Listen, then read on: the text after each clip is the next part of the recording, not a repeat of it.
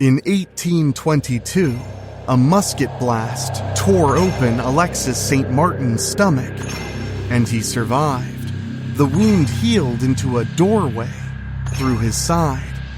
Dr. William Beaumont used it to observe digestion in a living man, under a contract requiring St. Martin to obey, suffer, and comply. Was this life-saving medical research, or something far darker? What you are about to hear is believed to be real, based on witness accounts, testimonies, and public record. This is terrifying and true.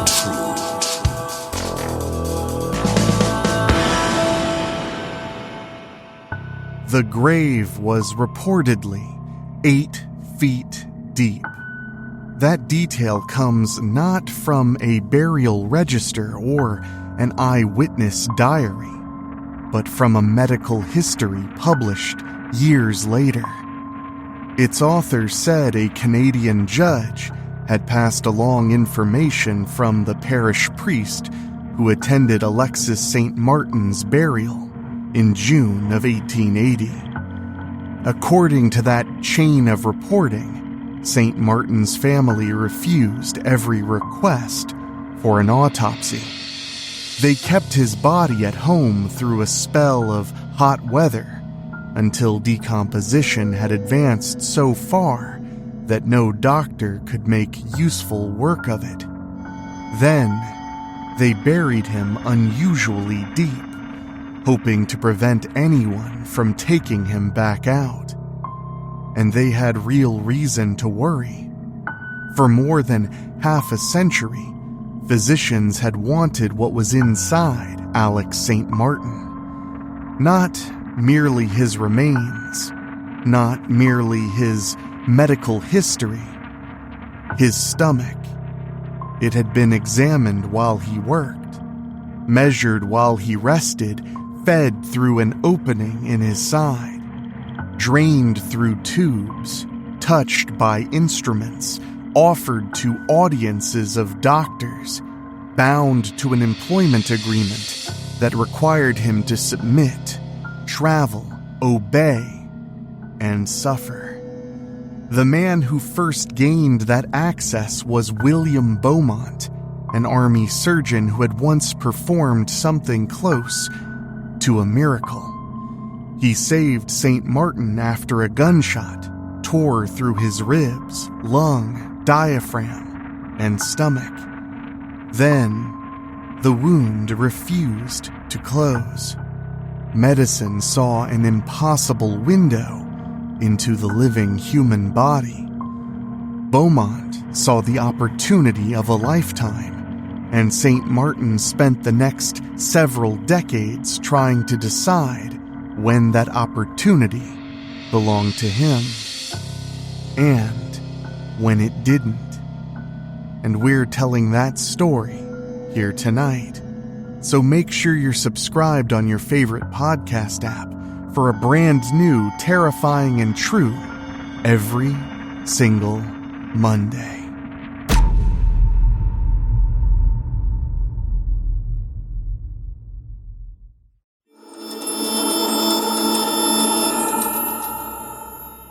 In 1822, Mackinac Island was a hinge in the North American fur trade. Company stores, warehouses, and docks connected the Great Lakes to routes stretching deep into the continent. Each season brought traders, laborers, and voyagers. The men who paddled heavily, loaded canoes, carried cargo over portages, and made a living through punishing physical labor. Alexis St. Martin was one of those young voyagers. He was French-Canadian, employed by the American Fur Company, and described in the earliest medical record as strong and healthy. Historical accounts disagree about his exact age, so the safest picture is simply a young working man whose body was essential to his livelihood. Voyager work also meant contracts, advances, and dependence on company networks, but it demanded endurance and skill. St. Martin was not drifting through Mackinac as an anonymous patient, waiting for history to happen to him. He had a trade, a route through the world, and the physical capacity to earn his place in it. The gunshot threatened all three. On June 6, 1822, an accidental musket discharge changed that body forever. The exact mechanics of the accident were not preserved, but what is documented is the distance. St. Martin was no more than a yard from the muzzle. Powder and duck shot struck his left side. The blast fractured ribs, damaged the lower portion of his left lung, tore the diaphragm, and opened the stomach. William Beaumont reached him within roughly half an hour. Beaumont was the Army surgeon stationed at Fort Mackinac and, by contemporary accounts, the only physician immediately available on the island. He found a wound so destructive that part of the lung and part of the stomach protruded through the side. Food from St. Martin's breakfast was escaping through an opening large enough to admit a finger. Beaumont later admitted that trying to save him seemed nearly useless. But try he did. He cleaned the wound, removed debris, returned injured tissue as far as possible, and dressed the enormous opening. The treatment was 19th century medicine, complete with methods that now appear alarming, including bloodletting. Yet, dismissing the entire effort as primitive would miss what happened next. Beaumont stayed with the case, adapted as the injury changed, and kept St. Martin alive through one crisis after another. The first days were brutal. Fever rose, breathing became difficult, damaged tissue died and separated. Medicine swallowed by mouth simply ran back out through the hole. For 17 days, everything entering the stomach through the esophagus escaped through the wound. Beaumont sustained St. Martin with nutritive enemas until dressings, compresses, and adhesive straps could hold food inside long enough for the body to use it. That was not a dramatic cure, so much as a siege measured in retained meals, controlled leakage, and yet another day survived. Something stranger was happening beneath the dressings. As the wound healed, the damaged stomach attached itself to the tissues of the chest wall. That adhesion helped prevent stomach contents from spilling into the abdominal cavity, where infection would likely have been fatal. The body was not restoring its old anatomy. It was building a new arrangement around the injury. St. Martin slowly improved. By the following spring, he could walk and perform light work. Beaumont continued removing damaged bone and cartilage, dressing the wound, and trying to reduce the opening. He drew edges together with adhesive straps and spent 8 to 10 months attempting to make the orifice close. But it wouldn't. Months of recovery also changed the relationship between doctor and patient.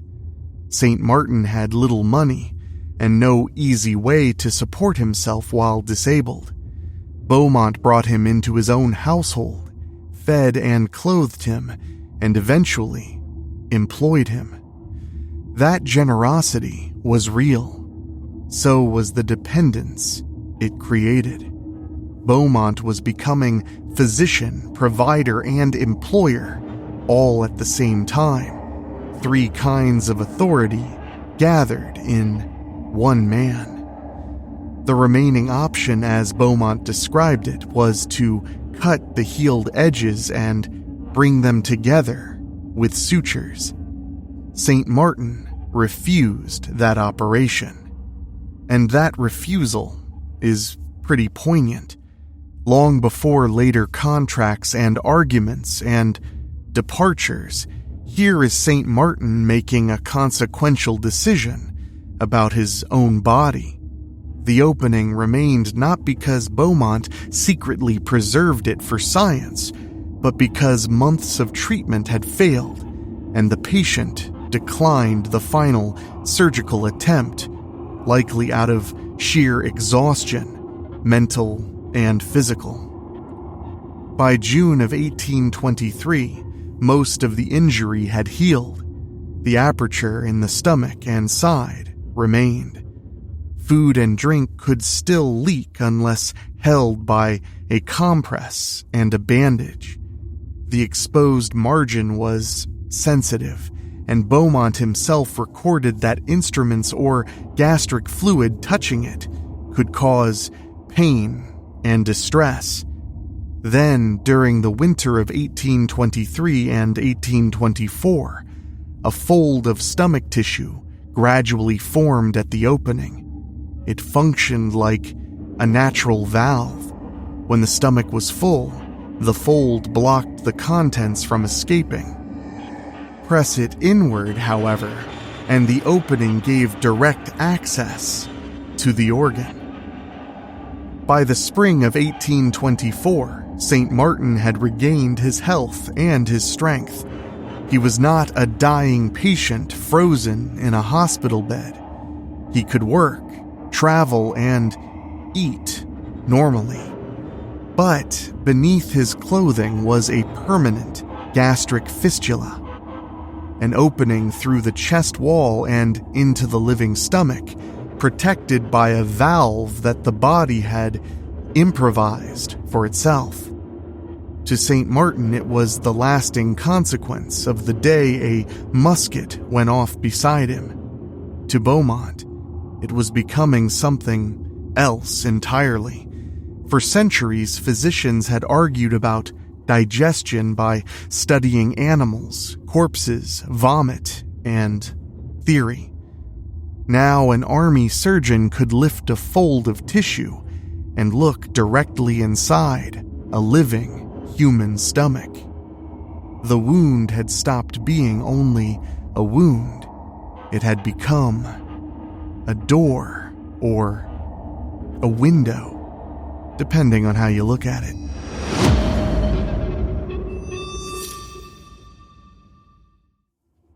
The first experiments began in 1825. Beaumont started with an idea so simple it almost disguises the strangeness. He tied pieces of food to silk thread, pushed them through the opening in St. Martin's side, and left the string hanging outside. At timed intervals, he pulled the samples back out to see how they had changed. One early trial included beef, pork, bread, and cabbage. St. Martin went about his household employment while the food remained suspended inside him. Beaumont removed the pieces, examined them, then returned them to the stomach. When St. Martin reported pain and uneasiness, Beaumont removed the samples again.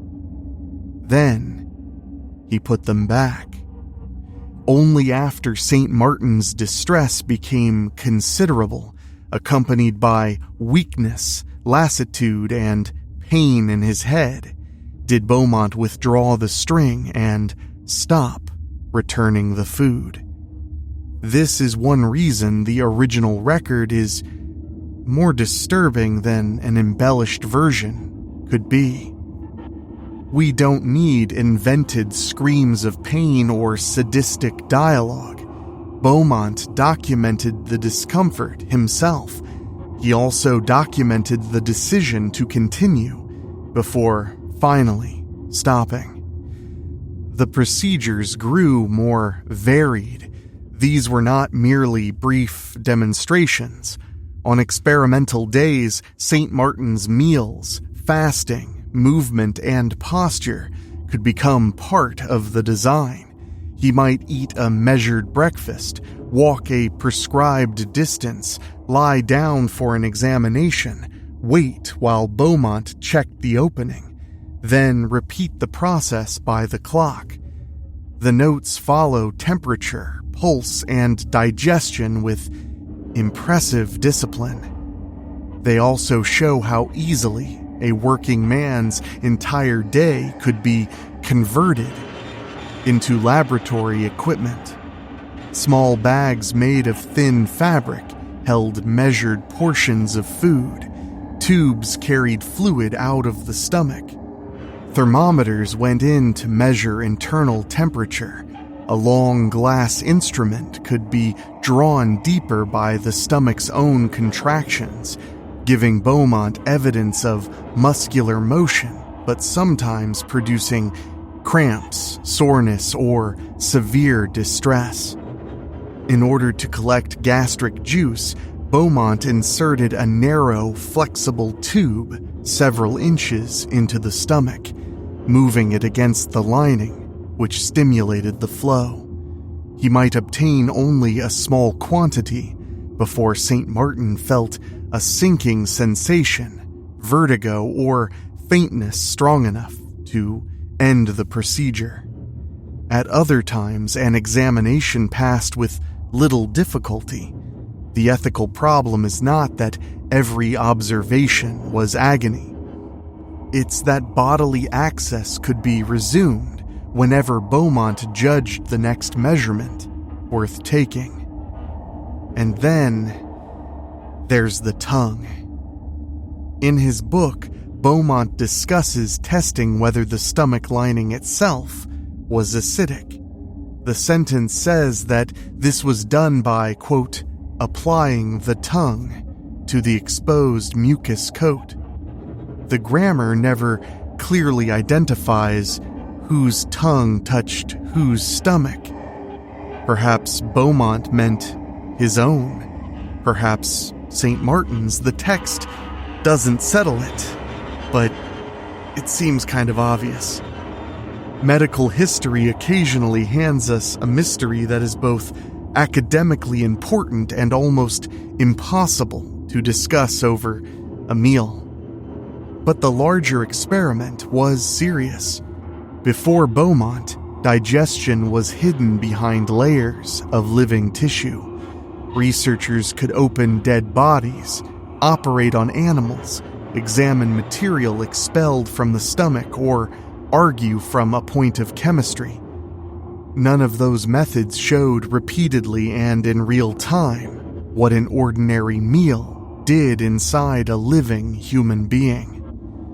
Through St. Martin's fistula, Beaumont could compare the same food in two places, one portion inside the stomach, another in a vial of extracted gastric juice kept warm. He could watch the stomach move, he could record temperature, he could see when clear fluid appeared, how food softened, how the contents were churned, and how illness changed the appearance of the lining. The results pushed digestion away from old ideas of simple grinding, fermentation, or internal cooking. Food was not merely crushed into submission. Gastric juice acted as a chemical solvent while the muscular stomach mixed and moved the meal. Beaumont did not discover hydrochloric acid. The chemist William Prout had identified it in gastric fluid before Beaumont's book appeared. What Beaumont could do was confirm and characterize the chemistry of digestion in a living human subject, then connect that chemistry to motion, temperature, diet, and health. He also observed that the stomach did not operate like an isolated pot. Exercise changed measurements. Illness delayed digestion. Anger, fear, and agitation could reduce secretion and disturb the entire process. Those observations were not proof that Beaumont deliberately frightened or enraged St. Martin. They were observations made when emotional disturbance occurred. The window revealed a living system responding to the whole person, yet the research notes often narrowed that person to what could be measured through the opening. Food in, sample out, temperature, time, pain, continue. The procedures were intermittent, not one unbroken decade of experimentation, and not every observation caused serious suffering. St. Martin sometimes cooperated, sometimes negotiated terms, and sometimes permitted examinations by other physicians later in life. But the record also shows that his cooperation had limits. In August of 1825, after traveling with Beaumont from Fort Mackinac to New York, St. Martin went home to Canada. Beaumont's published account says he left, quote, "without obtaining my consent." That sentence is revealing, because St. Martin was not a soldier deserting Beaumont's command at that moment, nor a specimen escaping a locked cabinet. He was a man returning to his own country. Yet Beaumont wrote as though permission to leave belonged to the doctor. Unable to locate him, Beaumont said he had given St. Martin up as a, quote, lost subject. Not a lost patient or a lost employee, but a lost subject. By then, the opening in St. Martin's side had shown Beaumont how digestion worked. St. Martin's departure showed what Beaumont believed the opening had given him.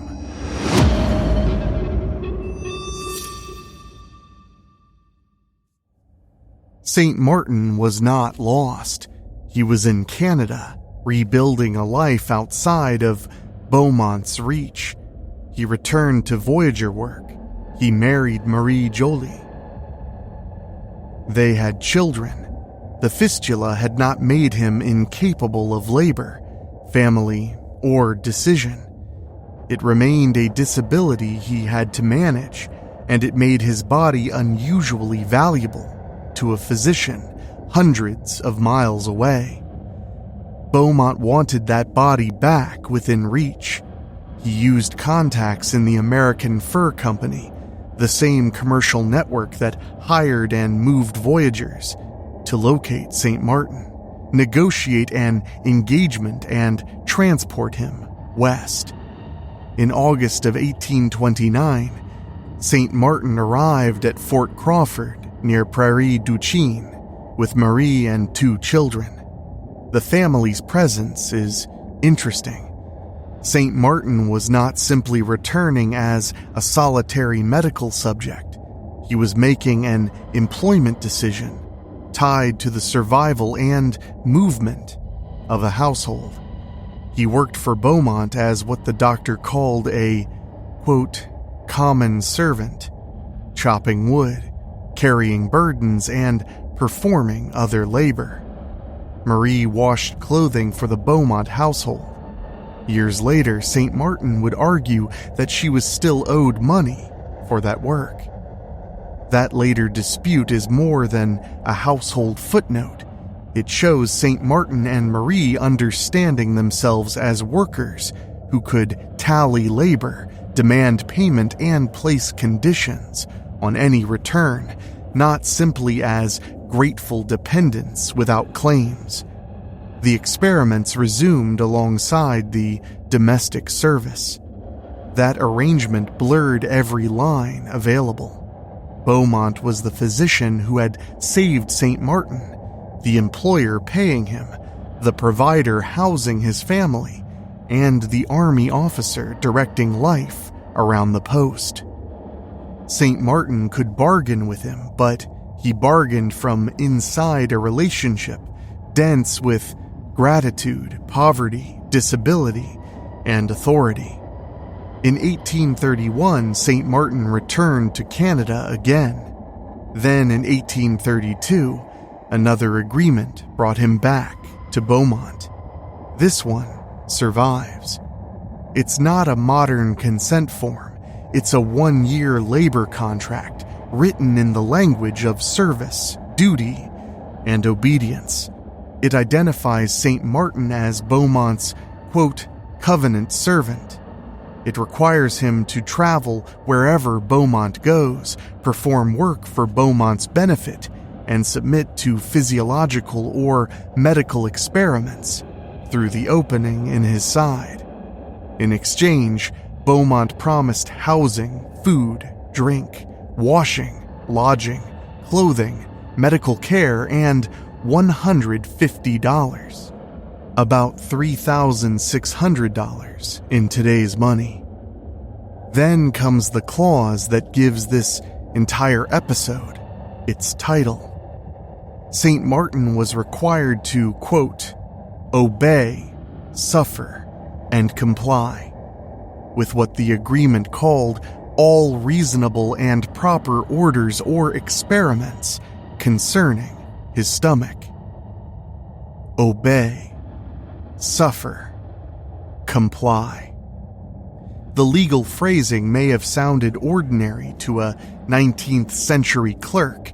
In the context of a human body, it sounds like the contract accidentally told the truth.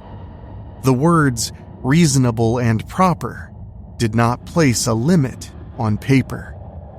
But Beaumont was the physician, employer, and investigator.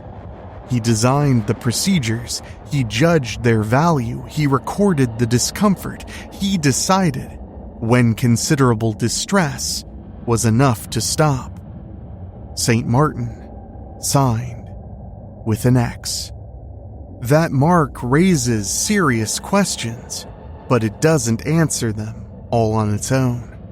St. Martin's first language was French, while the surviving agreement is in English.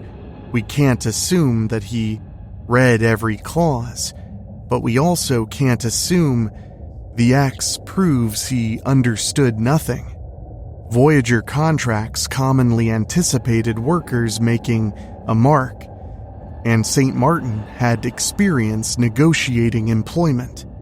What the document proves is more narrow and more disturbing. Access to his stomach was bundled into the same bargain as wages, clothing, meals, travel, and shelter. A popular retelling claims Beaumont deliberately kept the fistula open so he could experiment. The surviving medical account doesn't support that. Beaumont spent 8 to 10 months trying to close it with dressings and adhesive methods. He believed the remaining option required cutting the healed edges and suturing them together, which, as we mentioned, St. Martin refused. That refusal should not be erased merely to make Beaumont more villainous. The ethical case is still pretty strong without needing to invent one. The contract should also not be mistaken for proof that every experiment happened over an explicit refusal. St. Martin returned more than once. He accepted payment. He participated. He sometimes allowed examinations later by other physicians. But agreement under one set of conditions is not permanent ownership of a person's body. A wage contract can be signed and still be coercively unequal.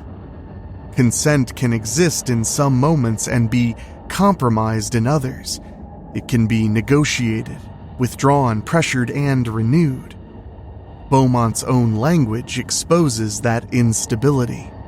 After one departure, he acknowledged privately that St. Martin was, quote, unwilling to be experimented upon. while minimizing the pain involved. Yet Beaumont continued to describe the problem as recovering possession, control, or service. This was not a kidnapping, slavery, or literal imprisonment. St. Martin repeatedly left and returned to Canada, negotiated money, refused surgery, and eventually declined to come back. Those facts are essential when talking about his agency. They do not make the relationship equal, however. Beaumont's medical authority, household power, military standing, and control of income gave his requests exceptional weight. The accurate description is not captivity. It's more consent by dependence and paternalism. During the winter of 1832 and 1833, Beaumont's observations became intense. For months, he examined St. Martin almost daily, and sometimes at short intervals, prescribed meals, extracted fluids, introduced tubes, measured temperature, and watched digestion proceed. The work would help change physiology. It would also leave behind a document in which one man's bodily submission was written as another man's employment benefit. The window into St. Martin's stomach was no longer merely an accident of healing. It was a condition of service.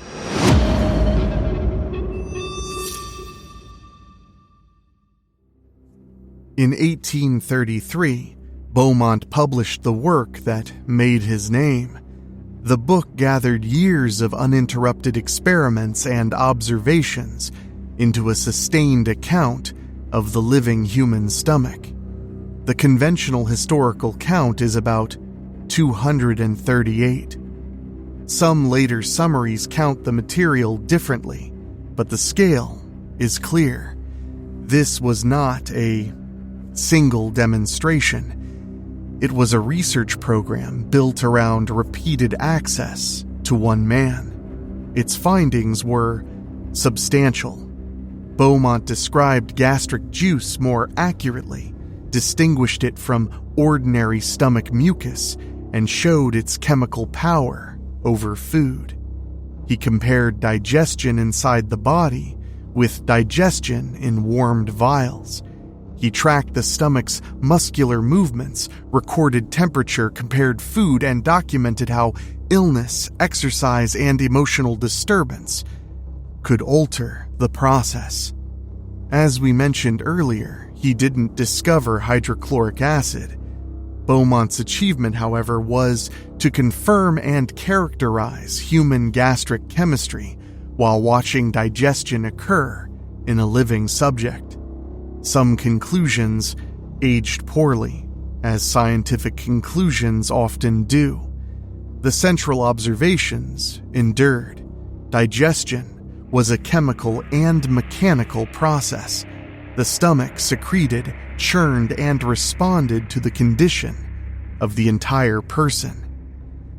The book elevated Beaumont from frontier army surgeon to celebrated physiological researcher.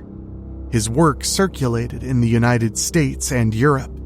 Physicians debated sending St. Martin abroad. Medical institutions sought more observations.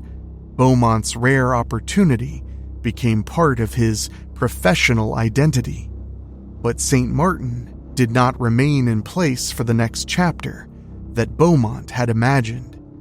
He returned to Canada in 1834 and never again worked for Beaumont. In a letter after leaving, he explained that life at home offered better prospects. He had a wife, children, and obligations that did not fit neatly into the doctor's research plans. Beaumont kept trying. For years, letters traveled through relatives, fur company contacts, physicians, and other intermediaries. Offers were discussed. Advances were disputed. St. Martin sometimes considered terms, and sometimes refused them. His family was repeatedly central, whether they could travel, who would support them, and whether he would go without them. In early 1852, nearly 3 decades after the first experiments, Beaumont's private correspondence became especially revealing. 2 published transcriptions disagree over one pronoun. One renders Beaumont's demand as, "I must have him at all hazards." Another prints "it," apparently referring to the investigation itself. The next passage removes much of the comfort that ambiguity might offer. Beaumont proposed paying St. Martin to come without his family. Once he had him alone again, within his keeping and engagement, Beaumont wrote he would, quote, "control him as I please." This was not the language of a cartoon sadist confessing pleasure in pain. It may actually be more unsettling than that. It was the language of a respected physician who believed the science was important, believed he had already sacrificed for it, and increasingly treated another man's access, movement, and family as obstacles to be managed. St. Martin did not return. Beaumont died in 1853, honored for work that transformed the understanding of digestion. St. Martin outlived him by 27 years. He did not refuse every later medical approach. In 1856, he allowed physician Francis Gurney Smith to make a brief series of observations in Philadelphia. He also permitted physicians and medical groups to see the wound at other times. His agency did not require a permanent rejection of medicine. It meant the choice could be his, with whom he dealt and under what conditions. He returned to Canada and to family life. The exact details of his later years are less securely recorded than Beaumont's career, because history preserved the doctor's papers far more carefully than the working man's ordinary life. We know Beaumont's measurements by the minute. We know the weights of food samples and the temperature inside St. Martin's stomach. We know the doctor's frustrations, plans, and ambitions in his own handwriting. St. Martin reaches us more often through contracts, complaints, departures, and other people's descriptions. Still, those traces are enough to see him acting. He refused surgery. He returned to demanding work. He married and raised children. He negotiated compensation. He left repeatedly. He allowed some examinations, and when Beaumont tried one last time to bring him back under his control, St. Martin stayed away. Alexis St. Martin died on June 24th, 1880. What followed comes through the later historical report from the parish priest, relayed through a judge and eventually published by another physician.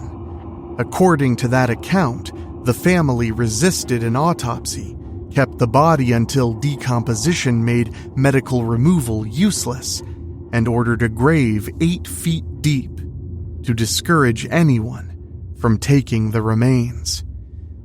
The account cannot be treated like a direct eyewitness statement from the family, but it fits a fear that was entirely rational.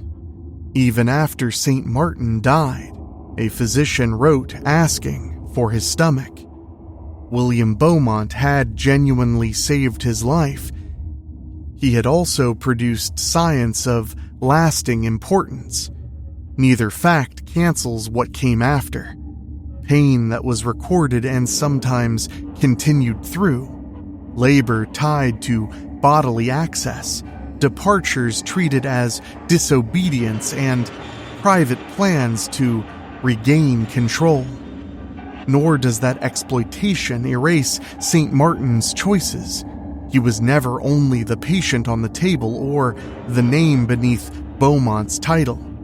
He was a voyager, laborer, husband, father, and negotiator who repeatedly stepped beyond the frame the doctor built around him.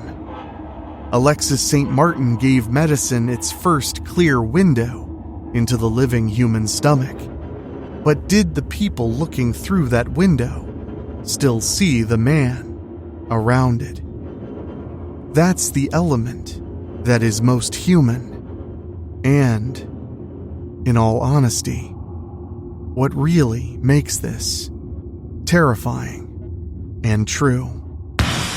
Terrifying and True is narrated by Enrique Couto. It's executive produced by Rob Fields and Bobbletopia.com. And produced by Dan Wilder. With original theme music by Ray Mattis. If you have a story you think we should cover on Terrifying and True, send us an email at weeklyspooky@gmail.com. And if you want to support us for as little as $1 a month, go to weeklyspooky.com/join. Your support for as little as $1 a month keeps the show going. And speaking of, I want to say an extra special thank you to our Patreon podcast boosters, folks who pay a little bit more to hear their name at the end of the show. And they are Johnny Nix, Kate and Lulu, Jessica Fuller, Mike Eschewey, Jenny Green, Amber Hansford, Karen Wiemet, Jack Kerr, and Craig Cohen. Thank you all so much, and thank you for listening. We'll see you all right here next time on Terrifying and True.